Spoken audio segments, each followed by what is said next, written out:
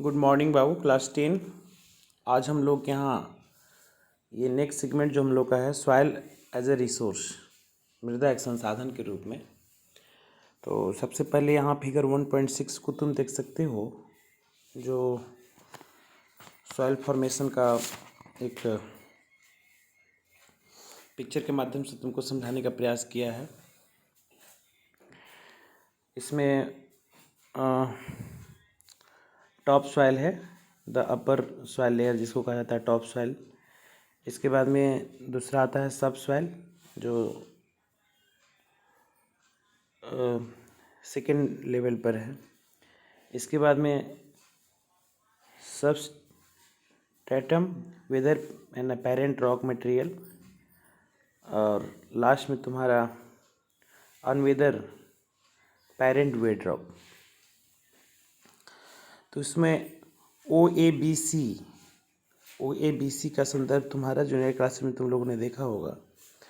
जो top layer हमारा, उसको ओ लेवल का नाम दिया गया था। सब सॉइल लेवल जो दूसरा होता है हमारा A, second third one B और चौथा C, O A B C soil type हमारा था। तो सॉइल के संदर्भ में अगर जो बातें हमारी होती है, मतलब मिट्टी या मृदा के संदर्भ में, तो सॉइल एक हमारा नेचुरल प्रोसेस है। मतलब उसमें सॉइल इरेजन हो या सॉइल फॉर्मेशन हो, दोनों एक हमारा प्राकृतिक ये कॉजेज होते हैं, नेचुरल फैक्टर्स हमारे होते हैं।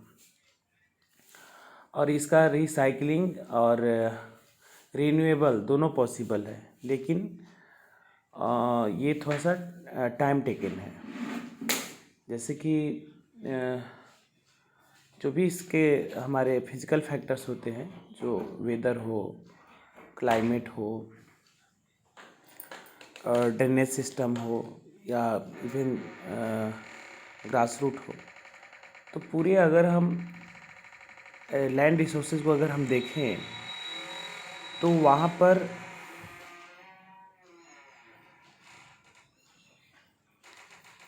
डिफरेंट टाइप जो हमारे सॉइल टाइप हमारे होते हैं, ये पूरी तरीके से इसकी जो बनने की प्रक्रिया हमारी होती है नेचुरल होती है। और जो भूमि संसाधन यानी कि जो लैंड रिसोर्सेज हमारा उपलब्ध है पूरे भारत का ही हम पढ़ रहे हैं, भारत में 32 लाख स्क्वायर किलोमीटर का। तो उसके जो हमारे फिर जो ग्राफिकल डिवीज़न हमारे हैं, जो भौगोलिक हमारा विभाजन है, इसमें हिमालयन क्षेत्र की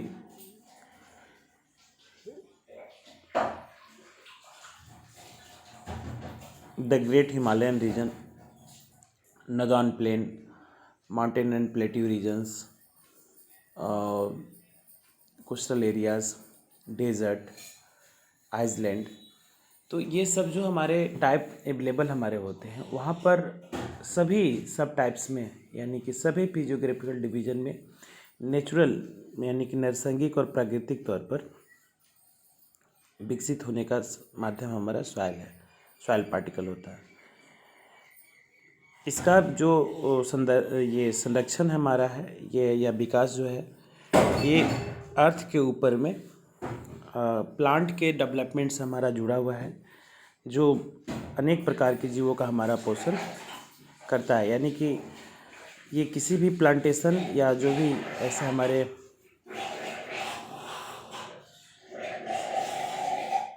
कल्टीवेशनल वर्क होते हैं, उसका एक माध्यम होता है। और आपको पता होना चाहिए कि जब हम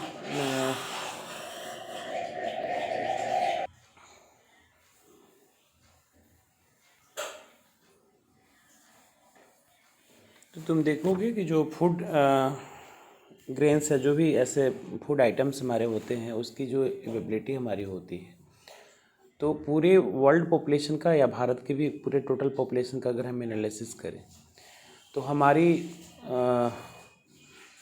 फूड की ज़रूरतों को पूरा करना, ये लगभग हम 95% डिपेंडेड हैं on vegetation, plant and vegetation पर हम लोग डिपेंडेड हैं। तो इस प्रकार से प्लांटेशन की पूरी प्रक्रिया हो, डेवलपमेंट का संदर्भ हो, या अन्य जीवों को जीवन देने का संदर्भ हमारा है, ये बहुत हद तक हमारा सॉइल जो हमारा रिसोर्स है उस पर डिपेंडेड है। सॉइल फॉर्मेशन की जो प्रक्रिया हमारी होती है काफ़ी लंबी होती है, और जो टॉप सॉइल तुम देख रहे हो, ये टॉप सॉइल ही तुम्हारा सॉइल रिसोर्स माना जाता है, और इसकी थिकनेस 3 से 5 सेंटीमीटर, कहीं कहीं 7 सेंटीमीटर तक भी माना जाता है। यानी कि जो हमारे पास में लैंड रिसोर्सेज है अलग अलग फिजियोग्राफिकल डिवीज़न में, उसके ऊपर में उपलब्ध जो हमारा 4 से 5 सेंटीमीटर्स का जो हमारा थिकनेस है सॉइल का, वो मेन सॉइल रिसोर्स हमारा माना जाता है, जहाँ पर मैक्सिमम कल्टीवेशनल वर्क तुम कर सकते हो। इसके बाद में उसी सॉइल का जो रॉक पार्टिकल हमारा होता है, पेरेंट रॉक पार्टिकल्स, जो सेमी मतलब जिसको हम लोग कहते हैं सब सॉइल कहते हैं, ये उसके अर्थ के अंदर में छुपा रहता है। ये टॉप सॉइल के जस्ट नीचे में। तो ये होता क्या है कि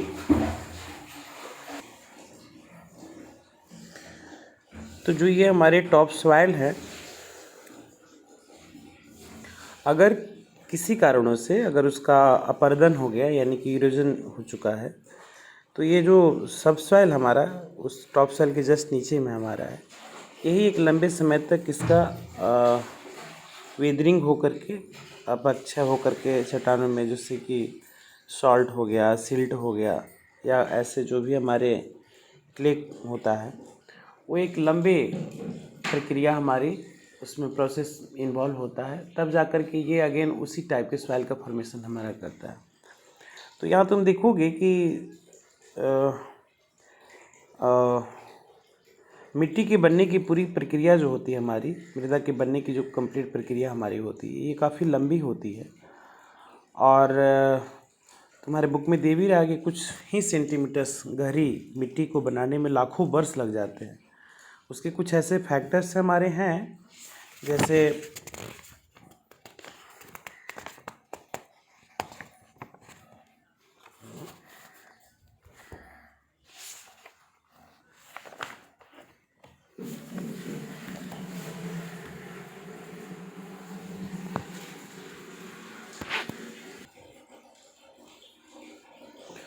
उसके जो मेजर फैक्टर्स हमारे हैं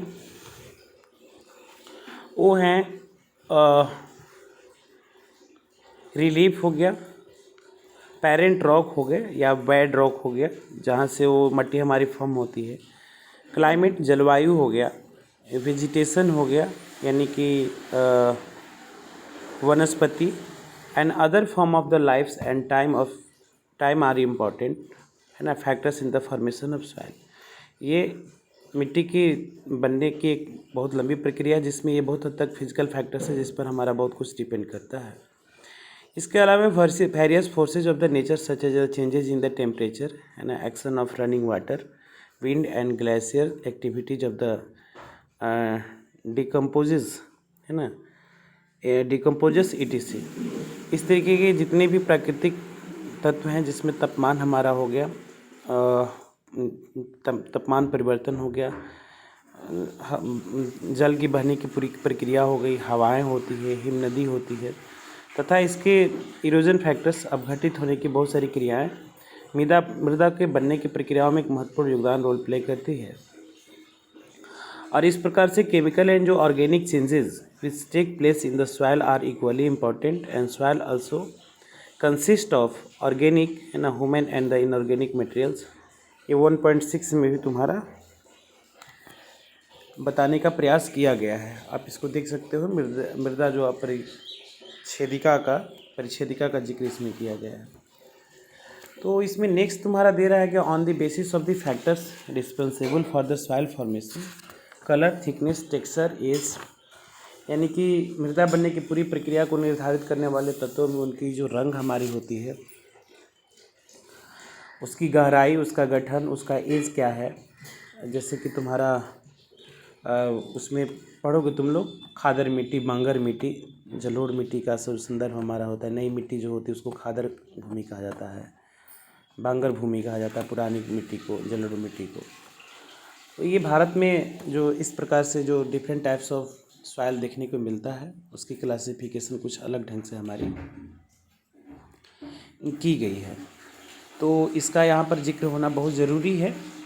तो सबसे पहले ये तुम देखोगे कि जैसा कि इसमें जो जिक्र किया गया तुम्हारे बुक कंटेंट में भी कि मिट्टी की बनने की प्रक्रिया और बिगड़ने की प्रक्रिया, यानी कि soil formation and soil erosion दोनों का दोनों हमारा नेचुरल प्रोसेस होता है। जैसे कि सॉइल के अपर्दन की जो कंडीशंस में या जो सॉइल अलग ढंग के फॉर्मेट होने में तुम लोगों ने देखा कि टेम्परेचर का क्या रोल होता है। बहती हुई जो जलधारा होती है ये भी एक बहुत बड़ा फैक्टर होता है, कहीं की मिट्टी को हटा कर कहीं और ले जाती है। इसके अलावे कुछ ऐसे केमिकल फैक्टर्स हमारे होते हैं, कुछ ऐसे फैक्टर्स हमारे हैं जिसमें ग्लेशियर हो गया या ऐसे कुछ डिकम्पोजर्स जो सॉइल के नेचर्स तय करने में, प्रकृति को तय करने में, उसके बनने और उसके बिगड़ने तक भी, कटने तक की पूरी प्रक्रिया में हमारा इनका रोल होता है। तो इस प्रकार से भारत की जितनी भी मिट्टी क्षेत्र हमारी तुमको दिखाई देती है उसकी क्लासिफिकेशन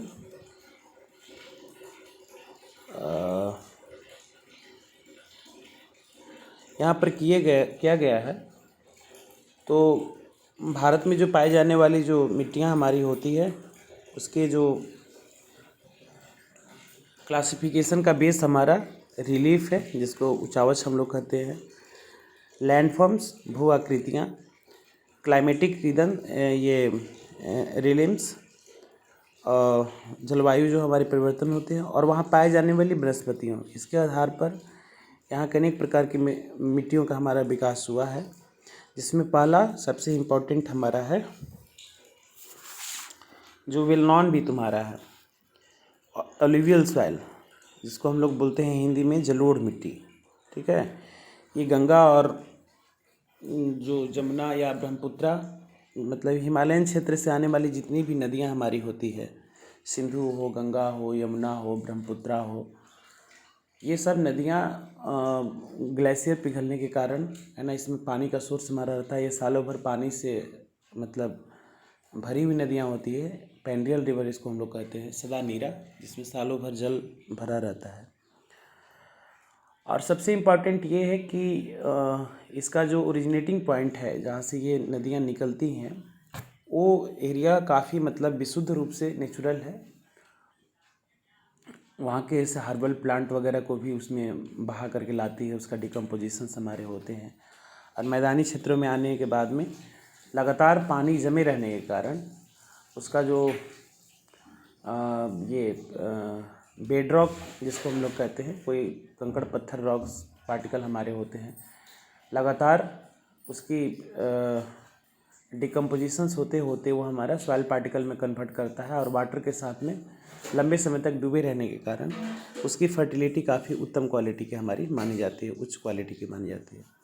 तो इसमें दे रहा है कि हिमालय से आने वाली 3 महत्वपूर्ण नदियाँ सिंधु, गंगा और ब्रह्मपुत्रा, जिसके द्वारा लाए गए जो हमारे निक्षेप होते हैं, है ना, this have been deposited by the 3 important Himalayan rivers, है ना, system, the Indus, Ganga and Brahmaputra. ये जो उसके द्वारा लाई गई जो ये अपशिष्ट पदार्थ है, जो भी कुछ ऐसे जिसका डिकम्पोजिशन हो चुका है ना, वो लेकर के आता है। इसके बाद में ये जो मिट्टी की क्वालिटी हमारी होती है एक नैरो, है ना, जोन क्रिएट करती है जो राजस्थान और गुजरात तक फैली हुई है। इसके अलावा पूर्वी तटीय मैदानों मतलब ईस्ट कोस्टल रीजन जिसको हम लोग कहते हैं, ये कोरोमंडल कोस्टल रीजन, जहाँ पर महानदी हो गया, गोदावरी, कृष्णा, कावेरी, ये साउथ इंडिया की तरफ में जो तुम देखोगे, तो ये भी इसके भी डेल्टे जलोढ़ मिट्टी के ही हमारे बने हुए हैं। और जलोढ़ मिट्टी में जो सब्सटेंसेस हमारे यूज़ होते हैं प्राय मतलब जो नेचुरल प्रोसेस में हमारा consist of the various proportion of the sand, इसमें रेत हो गया, सिल्ट हो गया, और इसमें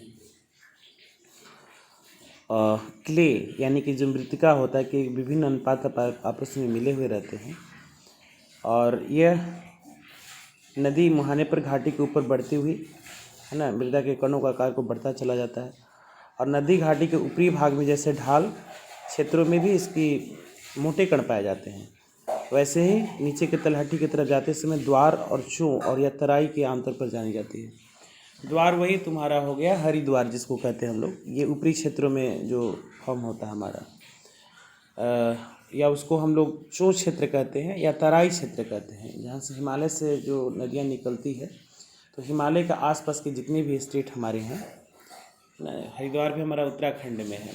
तो ये बनाने की पूरी प्रक्रिया 9 क्लास में भी तुम लोगों ने पढ़ा होगा।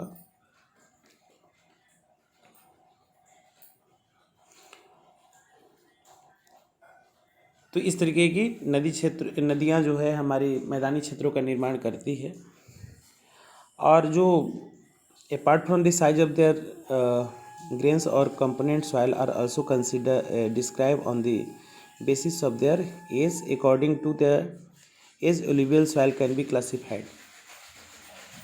ये दे रहा है कि मिट्टियों की पहचान उसके जो कण के साइज़ हमारे होते हैं, जो ऊपर के हमारा हुआ, मतलब जैसे कि तुम्हारा मृदा के बड़े कणों के कारण वहाँ पर द्वार वैली और जो भी दून वैली का फॉर्मेशन हमारा हुआ, ढाल क्षेत्रों में अलग ढंग की जो मिट्टी क्षेत्रों का निर्माण हमारा हुआ। इसके अलावा इसके एज के आधार पर भी ना मिट्टियों का निर्धारण हमारा होता है। तो ये जो अलुवियल सॉइल यानी कि जो जलोढ़ मिट्टी होती है, जो पुरानी मिट्टी होती है ना, पुरानी जलोढ़ मिट्टी जिसको बोलते हैं, वो हमारा बांगर होता है ना, बांगर। और जो नई जलोढ़ मिट्टी हमारी होती है उसको खादर कहते हैं। यहाँ पर तुम देख सकते हो कि soil can be classified as a alluvial, bangar, and new alluvial is called khadar. Bangar जो सॉइल होता है ये कंकर ग्रंथियों की मात्रा से ज़्यादा होती है इसमें, पुरानी मिट्टी होने के कारण। और खादर मिट्टी में बांगर मिट्टी की तुलना में ये ज़्यादा महीन कर पाए जाते हैं। यानी कि जो बांगर मिट्टी होती है हमारी, ये वही ऊपरी ढलान क्षेत्र में जहाँ पर मोटे मतलब जो रॉक पार्टिकल्स या जो भी कुछ हमारे ऐसे स्टोन पार्टिकल्स मिलते हैं हमारे, मैंने कंकरीली टाइप का थोड़ा सा होगा। और यहाँ पर होगा खादर मिट्टी जो होती है, जो नई मिट्टी होती है, इसके कण काफ़ी महीन होते हैं, यानी कि पेस्टर टाइप का तुम्हारा एक तरीका का होता है, जैसे कोई चीज़ का पेस्ट हम लोग बनाते हैं उस टाइप का। तो ये इसकी टाइप क्वालिटी हमारा हो गया। Alluvial soil as a whole are very fertile. जलोढ़ मिट्टी चाहे वो बांगर मिट्टी हो या खादर मिट्टी हो, काफ़ी उपजाऊ मिट्टी होती है। और ऐसे जलोढ़ मिट्टियों में प्रायः पोटास का, फास्फोरस का और जो चूना का, यानी कि proportion of the potash, phosphoric acid and lime, इसकी मात्रा जो होता है हमारा ठीक ठाक होता है। और ऐसे केमिकल प्रॉपर्टी के कारण इन मिट्टियों में गन्ने की फसल का उत्पादन, चावल हो गया, गेहूँ हो गया और ऐसे अन्य अनाजों और दलहन फसलों के लिए काफ़ी उपयुक्त मानी जाती है। और इस मिट्टी के अधिक उपजाऊ होने के कारण, है ना, जहाँ जलोढ़ मिट्टी का क्षेत्र पाया जाता है वहाँ पर प्राय तुम देखोगे कि जो कल्टीवेशनल कल्चर है, ये वहाँ पर इंटेंसिव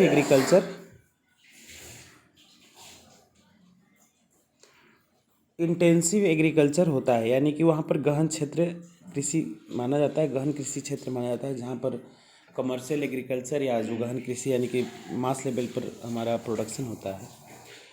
और सूखे क्षेत्र की जो है, और यही इसका कारण भी है कि जनसंख्या का घनत्व होना बहुत ज़्यादा काफ़ी है। और तुम देखोगे कि जो नदियों के किनारे सभ्यता विकसित होने का एक सबसे बड़ा कारण हमारा वहाँ की उपजाऊ मिट्टी का होना था। तो यानी जहाँ भी गंगा, जमुना या ब्रह्मपुत्रा या सिंधु, जिसकी नदियों की मैं जिक्र कर रहा हूँ, अब भारत के मैप में उठा करके देखिए, ये पूरा का पूरा यानी कि नॉर्दर्न इंडिया जो जिसको तुम लोग कहते हो ना, फिर ज्योग्राफिकल डिवीज़न में the great northern plain of India, Bharat के बृहद उत्तरी मैदान। तो यहाँ देखोगे जनसंख्या का संगठन बहुत ज़्यादा है, मतलब डेंसिटी बहुत ज़्यादा हाई है, जनसंख्या घनत्व तुम्हारा काफ़ी हाई है। तो ये जनसंख्या घनत्व का एक सबसे बड़ा कारण है मिट्टी का उपजाऊ होना। और सूखे क्षेत्रों में इस मिट्टी की जो क्वालिटी थोड़ा सा बेसिक नेचर की होती है, जहाँ पर सिंचाई करके इसकी पैदावार को बढ़ाई जा सकती है, जहाँ पर अलग अलग तरीके से कैनल सिस्टम वगैरह बनाने का प्रयास हमारा किया गया है, या कुछ ऐसे मैन मेड चैनल। इसके बाद दूसरा टाइप हमारा सॉइल का है ब्लैक सॉइल, जिसको हम लोग काली मिट्टी कहते हैं। और इसका नाम काली मिट्टी इसके रंग के आधार पर ही पड़ा। इसका कलर जो है ब्लैक कलर का होता है ना। और इसमें इस मिट्टी को रेगुन सॉइल भी कहा जाता है, रेगुर मिट्टी भी।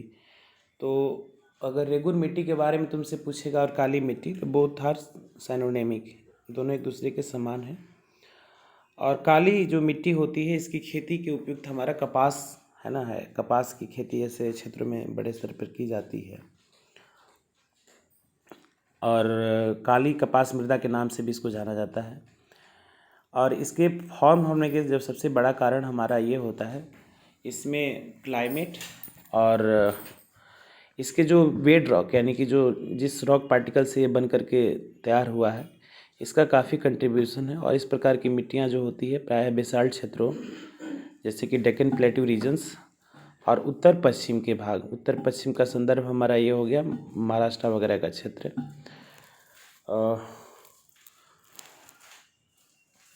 काली मिट्टी के लिए उपयुक्त मानी जाती है। आप मैप एक बार कंसल्ट कर लीजिए तो ज़्यादा अच्छा होगा। यही तुम्हारा काली मिट्टी का है, देखो ये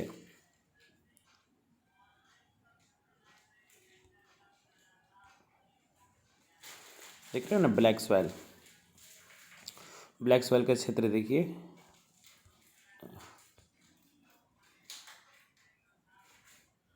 है ना, ये मिट्टी क्षेत्र हमारा है।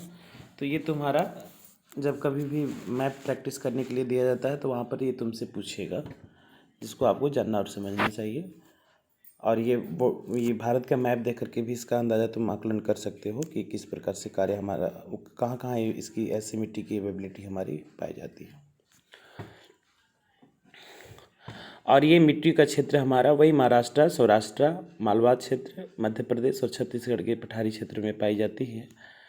और इसका जो फैलाव है दक्षिण पूर्व दिशा में गोदावरी और कृष्णा नदियों के तटों तक भी है, जो इंडिया के मैप में आप देख सकते हो। काली मिट्टी के जो पार्टिकल हमारे होते हैं,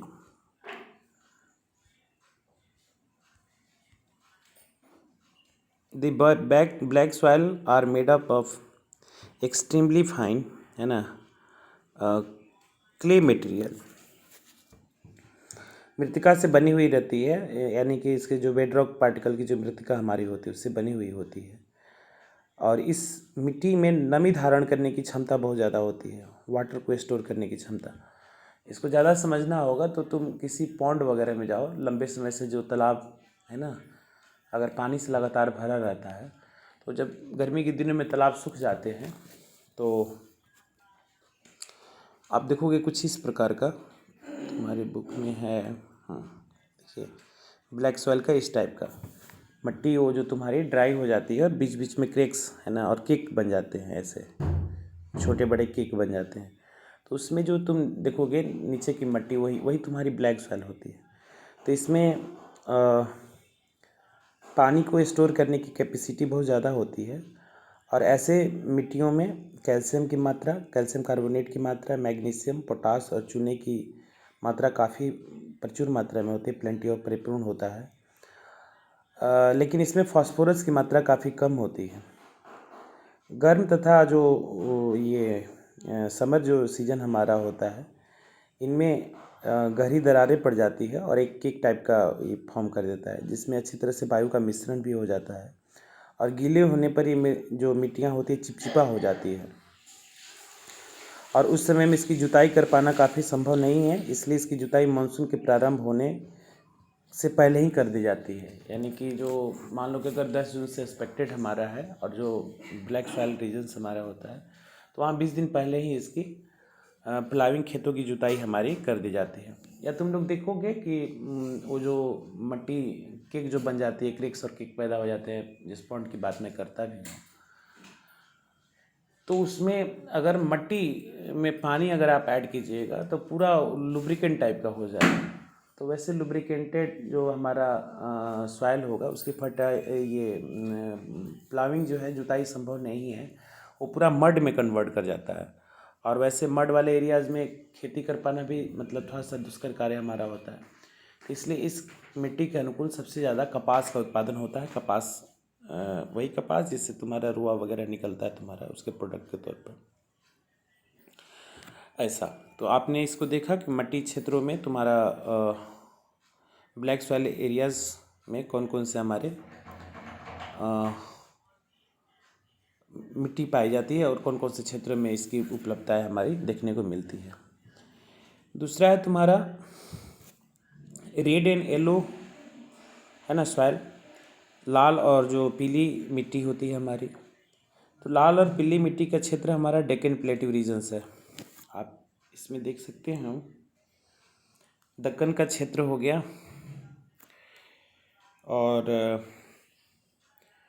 कुछ ऐसे हमारे पूर्वी दक्षिणी हिस्सों में इसकी एबिलिटी हमारी है। आप एक बार मैप देख लो, ये तुम्हारा हो गया रेड सॉइल, है ना, जो आप यहाँ भी देख सकते हो। कुछ नॉर्थ ईस्ट क्षेत्रों में भी है,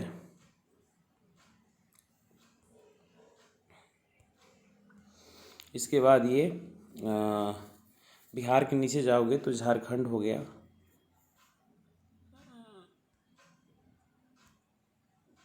झारखंड हो गया, उड़ीसा हो गया, ये आंध्रा वाला जो रीजन हो गया। इसके बाद में तमिलनाडु वगैरह का क्षेत्र, और कुछ यहाँ महाराष्ट्र कोंकण क्षेत्र के बारे में ऐसे कंप्लीट। तो लाल और जो पीली मिट्टी का क्षेत्र है, ये भी आप लोगों ने यहाँ पर कंसल्ट के देखा। इसमें इसकी जो क्वालिटी हमारी होती है, अग्नेयस रॉक से बना हुआ हमारा होता है इसका फॉर्मेशन। जहाँ कम वर्षा वाले क्षेत्र, जहाँ पर बारिश कम हमारी होती है, उस क्षेत्र में इसका विकास हुआ है, जिसमें उड़ीसा, छत्तीसगढ़, मध्य गंगा के मैदानी क्षेत्र और जो पश्चिमी घाट में कुछ ऐसी नदियाँ क्षेत्र हमारे हैं जहाँ पर इसकी उपलब्धता हमारी है। और लाल रंग होने के कारण, आग्नेय और रूपांतरित चट्टानों के कारण लौह धातु के प्रसारित होने का भी एक बड़ा फैक्टर्स है। और इनका जो पीलापन है, इसमें जो वाटर ऐड होने के कारण ऐसा होता है ना, जिसको हम लोग बोलते हैं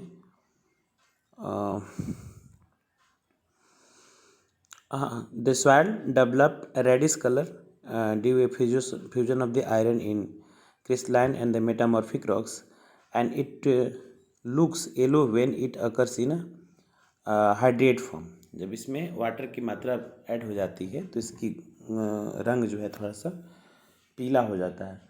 तो ये कंप्लीट जैसे काली मिट्टी कलर के आधार पर था, इसी तरीके से ये मिट्टी भी हमारा कलर के बेस पर इसकी आइडेंटिटी है लाल। और जब ये हाइड्रेट होता है तो इसका कलर पीला हो जाता है, तो इसको लाल और पीली मिट्टी हमारा कहा जाता है। ये क्षेत्र क्लियर हो गया। नॉर्थ ईस्ट के कुछ भाग हमारे हो गए, छत्तीसगढ़, ये उड़ीसा, झारखंड का भी कुछ पार्ट हमारा उसमें है। और नीचे जाएंगे तो आंध्र प्रदेश, तेलंगाना वाला रीजन थोड़ा सा टच करता है, और फिर पूरा का पूरा नीचे में कर्नाटका, तमिलनाडु, केरला का भी क्षेत्र और थोड़ा सा कोंकण क्षेत्र को भी टच करता है। तुम्हारे बुक में कम दिए हुए हैं, उसके एडिशनल तुम देखोगे तो तुम्हें पता चल जाएगा कि कहाँ कहाँ है। उस एरिया को कंसल्ट, मैप ज़रूर देखिए जो भारत का मैप दिए हुए हैं, इंडिया का मैप। इसके बाद नेक्स्ट तुम्हारा है लैटेराइट मिट्टी। तो लैटेराइट मिट्टी का भी संदर्भ हमारा ये ग्रीक भाषा जो है ना, लेटर वर्ड से बना हुआ है। Laterite has been derived from the Latin word later which means, है ना, ब्रिक, है ना, जिसका अर्थ होता है ईंट। और लैटेराइट मिट्टी में वहाँ पर हाई टेम्परेचर और जो हाई रेनफॉल, अत्यधिक वर्षा वाले क्षेत्रों में इसका विकास हमारा होता है।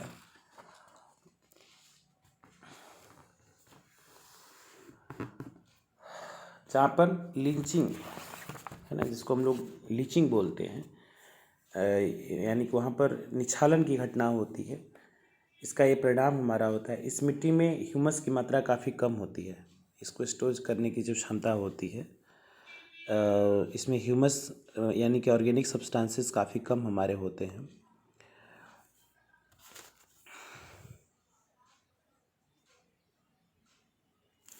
इसके बाद अधिक वर्षा वाले क्षेत्रों में अधिक तापमान के कारण जैविक पदार्थों के घटक को मैंने समाप्त होने के बाद में, डिकम्पोज होने के टाइम में बहुत सारे बैक्टीरियाज हमारे नष्ट हो जाते हैं। तो लैटेराइट मिट्टी जो होती है अधिक मात्रा में ये जो इनऑर्गेनिक फर्टिलाइजर्स यूज़ करके ही उसमें खेती की जा सकती है। और ये लैटेराइट मिट्टी का जो क्षेत्र हमारा मुख्य रूप से कर्नाटक है ना, केरल, तमिलनाडु, मध्य प्रदेश, उड़ीसा तथा असम के पहाड़ी क्षेत्रों में तुमको देखने को मिलेगा। लैटेराइट सॉइल का आप पिक्चर देख सकते हो इस मैप में अगेन,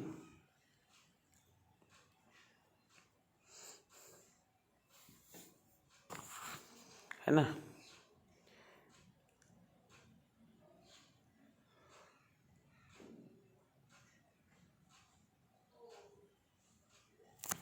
इस मैप में थोड़ा सा हाँ, इसमें आप देख सकते हैं लैटेराइट मिट्टी,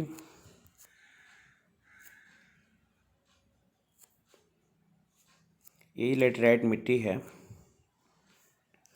इसका एरिया कर्नाटक क्षेत्रों में, ये थोड़ा सा यहाँ दिखता है।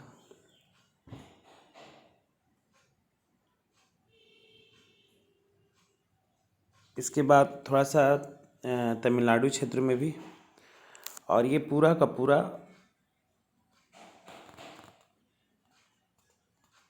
केरला, है ना। ये लैटेराइट सॉइल का हमारा एरिया हो गया। इसके अलावा कुछ नॉर्थ ईस्ट के क्षेत्रों में भी इसकी उपलब्धताएं हमारी कॉमन है। और यहाँ पर चाय और कॉफ़ी का प्रोडक्शन, यानी कि जो हम जिसको हम लोग बेवरेज फूड कहते हैं, चाय कॉफ़ी जो हमारा होता है, पेय पदार्थ जिसको हम लोग कहते हैं, इसका प्रोडक्शन इस लैटेराइट सॉइल में कॉमनली तुमको देखने को मिलता है। और इसी के कारण तुम्हें पता होना चाहिए तमिलनाडु क्षेत्र में जो तुम्हारा कोडाईकनाल है, जहाँ पर कॉफ़ी का उत्पादन होता है, ये काफ़ी उत्तम क्वालिटी की, है ना, कॉफ़ी मानी जाती है। और कुछ तुम्हारा ये असम का भी क्षेत्र और ये पश्चिम बंगाल का कुछ दार्जिलिंग वगैरह का क्षेत्र भी, वहाँ भी तो इसकी उपलब्धता होती है, जहाँ पर असम और दार्जिलिंग के चाय की बातें वहाँ पर स्पष्ट स्तर पर की जाती है, जिसकी क्वालिटी पूरे वर्ल्ड में सबसे A1 क्वालिटी की है। कॉफ़ी में तुम्हारा तमिलनाडु का क्षेत्र जो कोडाईकनाल वगैरह का क्षेत्र हमने तुमको बताया, उसमें तमिलनाडु, आंध्रा और केरल की लाल मिट्टी जहाँ होती है, वहाँ काजू की भी फसल का उत्पादन होता है। थोड़ा बहुत काजू वगैरह का प्रोडक्शन वहाँ पर देखने को तुमको मिल सकता है। तो लैटेराइट सॉइल हमारा हो चुका है यहाँ पर। नेक्स्ट है तुम्हारा एरिड सॉइल। एरिड सॉइल वही जो मतलब ये मरुस्थल, जो मरा हुआ क्षेत्र है, मरुस्थल का नाम ही है तुम्हारा मरा हुआ भूमि, एक ऐसा स्थल जो मरा हुआ हो। तो ये इसका रंग लाल और भूरा होता है ना। ये arid soil range from red to the brown in colour, ये लाल और भूरा कलर का होता है। और इस मिट्टी वाले क्षेत्रों में साधारणतः ये रेत तुमको मिलेगा, है ना, सैंडी टेक्सचर का और स्लाइन इन नेचर्स। इसमें नमक की मात्रा ज़्यादा होती है, लवणीय गुण से युक्त होता है। कुछ क्षेत्रों में इसकी नमक की मात्रा इतनी ज़्यादा अधिक होती है कि उसका इवोपरेशन करके वहाँ पर नमक भी बनाया जाता है। और ऐसे ड्राई जो क्लाइमेटिक एरियाज़, यहाँ जहाँ पर हाई टेम्परेचर हो, है ना, जहाँ पर इवोपरेशन की रेट काफ़ी हाई होती है, ऐसे क्षेत्रों में वो प्रोडक्शन होता है। और ऐसी जो मिट्टी होती है वहाँ अगेन ह्यूमस, जो ऑर्गेनिक सब्सटेंसेस हमारे होते हैं, डिकम्पोजिंग फैक्टर्स होते हैं ह्यूमस, और वहाँ पर सॉइल में नमी की मात्रा, मिट्टी में नमी की मात्रा काफ़ी कम होती है। और इस तरीके की मिट्टियों की सतहों के नीचे कैल्शियम की मात्रा जो है काफ़ी हाई होता है, बढ़ता चला जाता है। और नीचे के क्षेत्रों में जहाँ पर बेड रॉक पार्टिकल, जहाँ पर ये मिट्टी की जो पेरेंट रॉक होता है हमारा, वैसे क्षेत्र में चूने के जो कंकड़ की सतह भी हमारा तुमको देखने को मिलता है, यानी कि लाइम के, है ना, वहाँ पर एक लेयर देखने को मिलेगा। इस कारण इस मिट्टी में जल को ना मतलब रिचार्ज करने के चांसेस काफ़ी कम होती है, वो हमारा ब्लॉक हो चुका होता है। और इस मिट्टी में उचित तरीके से सिंचित करके कृषि योग्य बनाया जा सकता है। पश्चिमी राजस्थान जो है इसका एक है ना एरिया है, क्षेत्र है, जहाँ पर इस प्रकार के एरिड सॉइल की अवेबिलिटी है। वही जो पश्चिमी राजस्थान का संदर्भ जो थार का मरुस्थल है, मरुभूमि है ना, कंकड़ीली, वहाँ पर बलुई जो मिट्टी तुमको देखने को मिलता है, सैंड पार्टिकल्स वाले जो सॉइल होते हैं ऐसा। और पूरी संभावनाएं हैं कि अगर वाटर की उपलब्धता सुनिश्चित कर दी जाए तो जो सैंडी पार्टिकल्स के जो अनुकूल हमारी जो एग्रीकल्चरल और कल्टीवेशनल एक्टिविटीज़ करके प्रोडक्शन किया जा सकता है, तो वो काम हमारा वहाँ पर हो सकता है। नेक्स्ट तुम्हारा इस मैप को देख भी लीजिए, एरिड सॉइल वाला ज़्यादा अच्छा रहेगा। देखिए ये एरिड सॉइल का एरिया है ना। ज़्यादातर इसमें तुमको इस एरिया में तुमको बलुई मिट्टी वाला क्षेत्र देखने को मिलेगा। नेक्स्ट है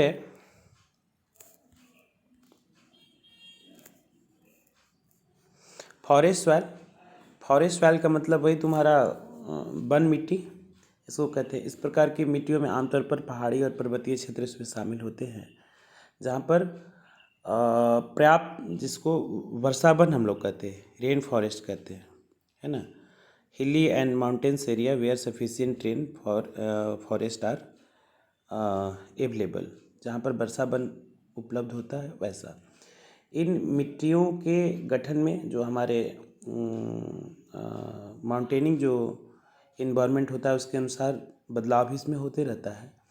और इन घाटियों में प्रायः दोमट मिट्टी की जो बात है ना सिल्टदार होती है, लेकिन इसके ऊपरी ढालों पर इसके गठन मोटे कणों का होता है। और हिमालय के क्षेत्रों में इन मृदाओं का अपर्दन बड़े स्तर पर होता है और ये ज़्यादा एसिटिक नेचर के होते हैं और इसमें भी ह्यूमस हमारा नहीं होता है। इन नदी घाटियों के निचले क्षेत्रों में, विशेषकर नदी जहाँ पर आगे की तरफ बढ़ती है, वहाँ पर अलुवियल एक जो हमारा बेल्ट को फॉर्मेशन होता है ना, जो काफ़ी उपजाऊ भूमि मानी जाती है। तो दोमट मिट्टी में बस वही होता है, जैसे कि तुम जलोढ़ मिट्टी देख रहे हो ना, अलुवियल सॉइल, जिसमें पुरानी और ये हमारा नई जो मिट्टी होती है जलोढ़ मिट्टी, जिसको बांगर मिट्टी और खादर मिट्टी भी कहते हैं। तो जो हाँ बागर मिट्टी देख रहे हो, जहाँ पर कंकड़ीली जो ज़मीन हमारा होता है, जहाँ पर उसके पार्टिकल्स, हमारे सॉइल पार्टिकल्स का साइज़ थोड़ा सा बड़ा होता है, उसमें सिल्ट की मात्रा ज़्यादा हो जाती है, यानी कि लगभग 50-50 हो जाता है। अलुवियल जो सॉइल प्लस में उसमें थोड़ा सा सैंड पार्टिकल्स भी हमारे उसमें मिल जाते हैं।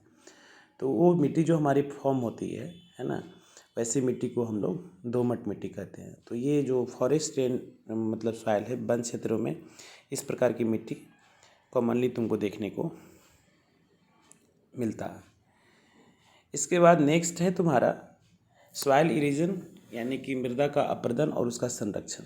तो जैसे कि मैंने तुमको पहले ही बता चुका हूँ मैं कि denudation of the soil cover and subsequent washing down is describe as soil erosion, यानी कि मृदा का कटाव और उसकी पूरी बहाव की प्रक्रिया होती है, उसी को अपर्दन हमारा कहा जाता है। जैसे कि और ये देखो, दोनों मृदा का बनने की प्रक्रिया भी नेचुरल है, कटने की भी प्रक्रिया भी नेचुरल है, और जो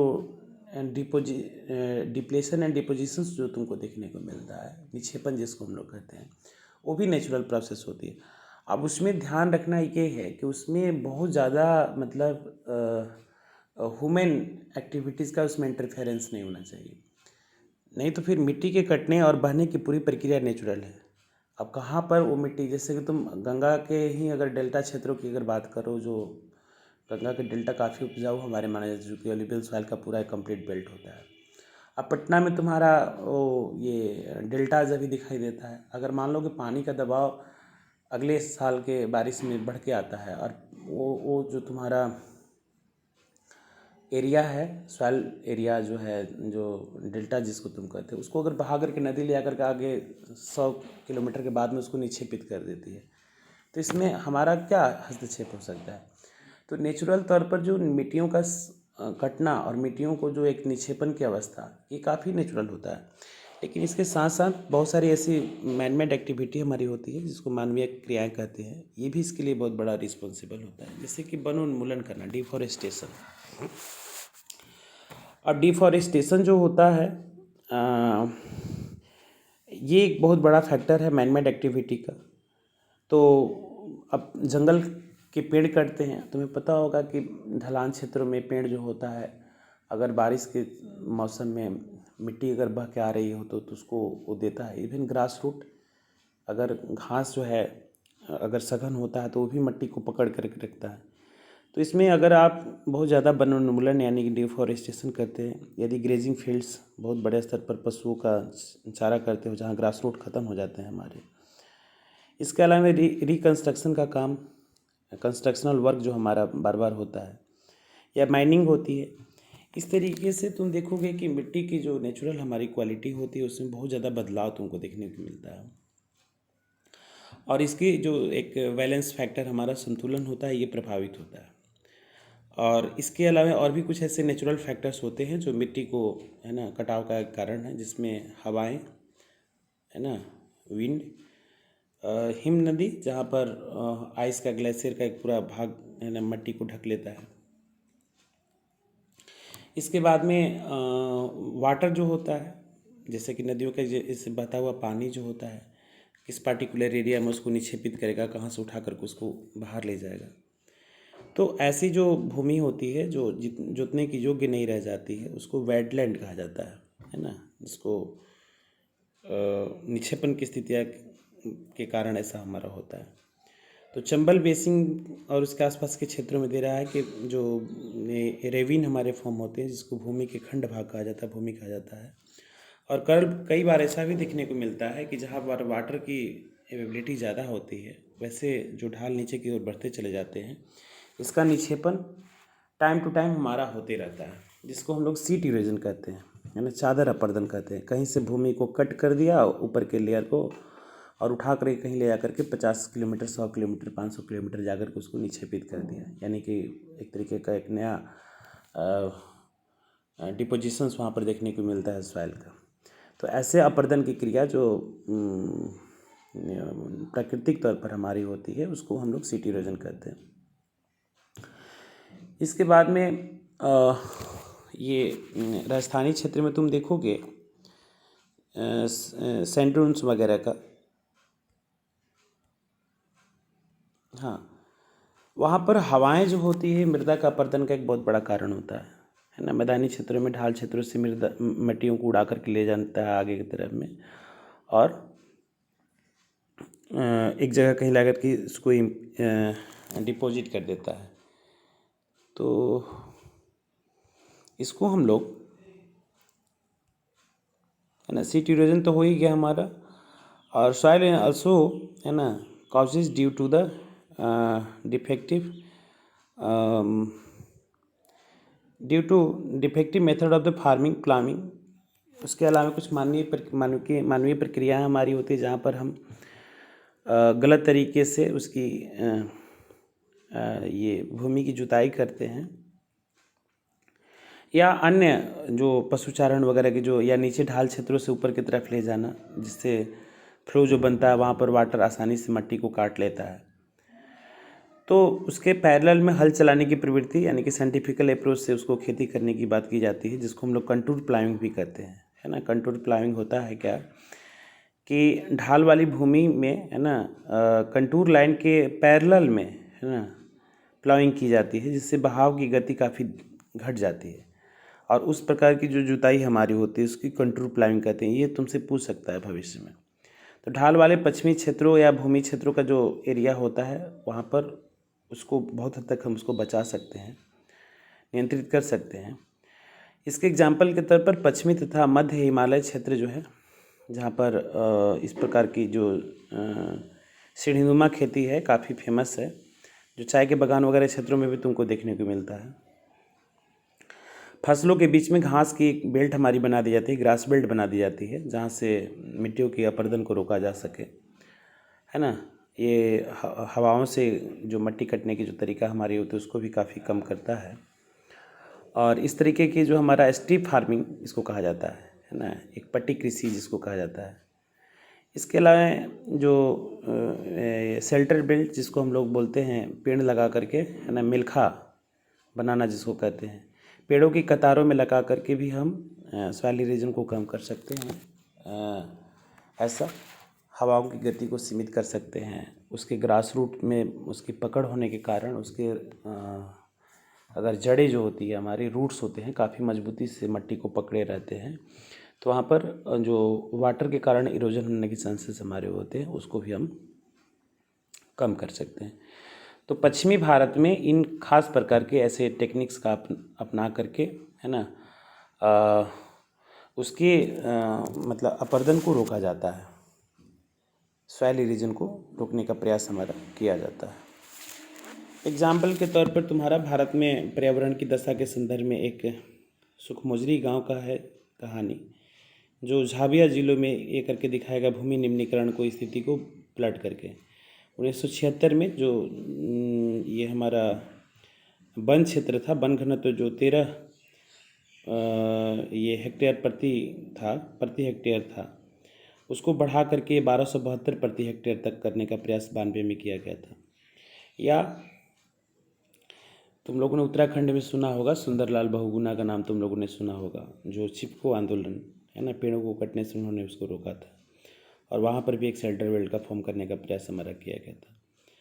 तो इसमें दे रहा है कि क्लाइमेट को बचाने के लिए और फिर से नया जीवन देने के लिए, है ना, संसाधनों की उपलब्धता हो गया, या एग्रीकल्चरल या जो पशुपालन की व्यवस्था हमारी होती है, उसमें सुधार करके बहुत हद तक हम बड़े स्तर पर रिसोर्सेज को डेवलप कर सकते हैं, और हम अपनी सोशियो इकोनॉमिक बैकग्राउंड को भी इम्प्रूव कर सकते हैं। सुखमंजरी के जो ज़िला है, वहाँ पर गांव है जहाँ पर 1979 से 84 के बीच में परिवारों की जो औसत आय मात्र ये बहुत कम हुआ करता था, जो बढ़ करके 10,000 से 15,000 रुपये प्रति मतलब परिवार की इनकम हो चुकी थी। तो मान लो कि चलो कि एक बैकवर्ड जो डिस्ट्रिक्ट हमारा है, जहाँ पर रिसोर्सेज की कमी है, इनकम की कमी है, वहाँ 10 से 15,000 रुपये तक की इनकम हमारी हो जाती है, तो ये अपने आप में एक बहुत बड़ी अचीवमेंट हमारी मानी जाती है। पर्यावरण की जो पुनर्स्थापन करना यानी कि रिस्टोर करने की जो कैपेसिटी हमारी होती है, उसके लिए प्रबंधन का होना बहुत ज़रूरी है। एमपी सरकार ने पिछले दिनों जनता के लिए एक ऐसा प्रपोजल दिया कि आप स्वयं, है ना, फैसला लेने का अधिकार दिया गया, और ये प्रदेश की जो 29 लाख हेक्टेयर भूमि है, भारत के लगभग 1% क्षेत्रफल को जल विभाजन प्रबंधन के द्वारा हरा भरा बनाने का प्रयास हमारा किया गया है। तो कुछ ऐसे जो क्लाइमेटिक जो और जो इन्वायरमेंटल क्राइसिस की जो स्थिति हमारी है भारत में, इसको भी यहाँ पर जिक्र करने का प्रयास किया है। तो आप लोगों ने देखा यहाँ पर कि सॉइल पार्टिकल्स हमारे लिए कैसे रिसोर्स के तौर पर उपयुक्त होते हैं, कौन कौन से इसके टाइप हमारे होते हैं, और इसका कैसे हम, मैंने बताया है कि सॉइल का जो बनने की प्रक्रिया और अपरदन होने की प्रक्रिया दोनों साथ साथ चलती है। नेचुरल डिस्टर्बेंस से कोई दिक्कत नहीं है, बशर्ते कि उसमें बहुत ज़्यादा ह्यूमन एक्टिविटीज़ यानी कि तुम्हारा इंटरफेरेंस ना हो, मानवीय गतिविधियों का बहुत ज़्यादा हस्तक्षेप ना हो, तो प्रकृति केवल न्याय करती है, प्रकृति कभी अन्याय नहीं करती है ना। मानवीय हस्तक्षेप जो होता है वो हमेशा अन्याय करता है। तो आपने यहाँ देखा कि क्या इरोजन होता है, क्या कंजर्वेशन होता है, कैसे कैसे हम चीज़ों को कंजर्व कर सकते हैं। और सभी बच्चों को एक चीज़ नोटिस करना चाहिए कि ग्रीन बेल्ट के फॉर्मेशन में यानी कि हरी क्षेत्रों के विकास में आप सबका कंट्रीब्यूशन जो भी बन पाए, एक छोटे बड़े प्लांट लगाना ही चाहिए आपको, है ना, ऐसी व्यवस्थाएं आपको करनी चाहिए। ग्रास रूट वगैरह एरिया में पशुचारण को भी एक सीमित मात्रा में रखना चाहिए, और इस प्रकार की गतिविधियां करने से, शेल्टर बेल्ट फॉर्म करने से हम बहुत हद तक मिट्टी के कटाव को रोक सकते हैं, और हमारे फूड ग्रेन्स के या जो फूड अवेलेबिलिटी के 95% रिक्वायरमेंट को फुलफ़िल करता है हमारा वेजिटेशन, जिसके प्रोडक्शन का आधार हमारा मिट्टी है। इसको बचाना चाहिए। अगर सॉइल को डिग्रेड किया गया, मतलब उसकी मिनिमाइजिंग फैक्टर्स हमारे सामने अगर लगातार आते रहे, तो आने वाले समय में पर्यावरण का संकट के साथ साथ में फूड शॉर्टेज की भी समस्याएं हमारी उत्पन्न हो सकती है। तो इस तरीके से चैप्टर हमारा रिसोर्सेज एंड डेवलपमेंट समाप्त हो गया। इसको आप देखिए, समझिए, यदि कहीं दिक्कत आती है तो आप बात करिए। ठीक है ना बाबू? ओके।